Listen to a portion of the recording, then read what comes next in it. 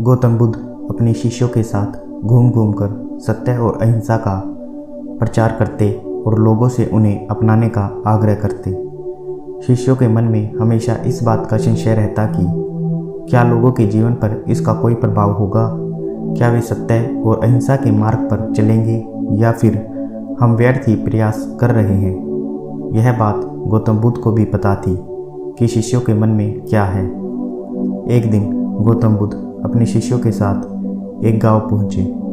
वहां पर वे सब पेड़ के नीचे बैठकर विश्राम करने लगे।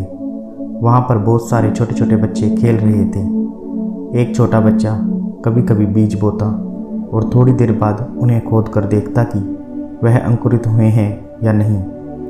वह एक घंटे के बाद फिर खोदता और देखता कि क्या कुछ बीज में परिवर्तन हुआ है। गौतम बुद्ध और उनके शिष्य यह सब ध्यानपूर्वक देख रहे थे। सभी शिष्य यह सब देखकर हंसने लगे और कहा, एक बीज को अंकुरित होने के लिए उसका भूमिगत रहना आवश्यक है ताकि वह अपने खोल को तोड़ सके और अंकुरित हो सके। गौतम बुद्ध ने कहा, हमारा मन भी इस बच्चे की तरह है जिसे सब कुछ जल्दी चाहिए। अगर जीवन में कुछ बड़ा करना चाहते हो तो जीवन में अच्छे दिन भी आएंगे जब सब कुछ अच्छा होगा, छोटी छोटी सफलताएं भी मिलेंगी। अगर उस समय आपके अंदर अहंकार की भावना पैदा होगी तो तुम जीवन में कभी भी कुछ बड़ा नहीं कर पाओगे।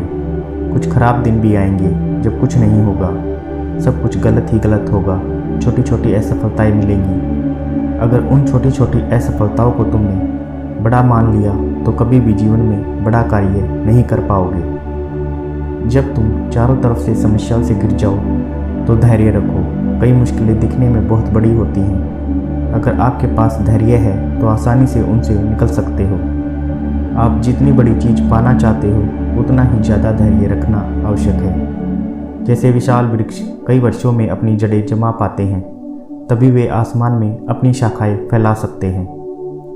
अगर आप तनाव में हैं, जल्दी में हैं, काम का फल अभी के भी पाना चाहते हैं तो आप शांत नहीं हो सकते।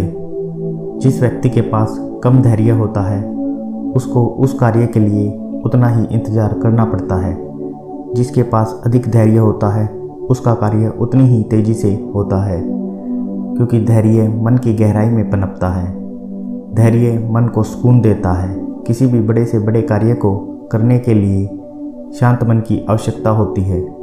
हम 2-3 मिनट ध्यान लगाते हैं, फिर सोचने लगते हैं कि अभी तक हमारा मन शांत क्यों नहीं हुआ। अशांत होने में हमने जिंदगी बिताई है, लेकिन शांत होने के लिए हमारे पास समय ही नहीं है। यदि समय है तो मन की तैयारी नहीं है कि अपने लिए कुछ उपाय करें। लोग यह नहीं समझते कि हमारी अधीरता के जिम्मेदार हम स्वयं हैं, परिस्थितियां नहीं। धैर्य रखकर ही मुश्किलों का सामना किया जा सकता है। लोगों को सफलता चाहिए, लेकिन वो मेहनत और त्याग नहीं करना चाहते। आसानी से हार मान लेते हैं। सफलता का रास्ता मेहनत और असफलता से होकर ही मिलता है। जो विरुद्ध परिस्थितियों में भी काम करने को तैयार रहते हैं वही सफलता प्राप्त करते हैं।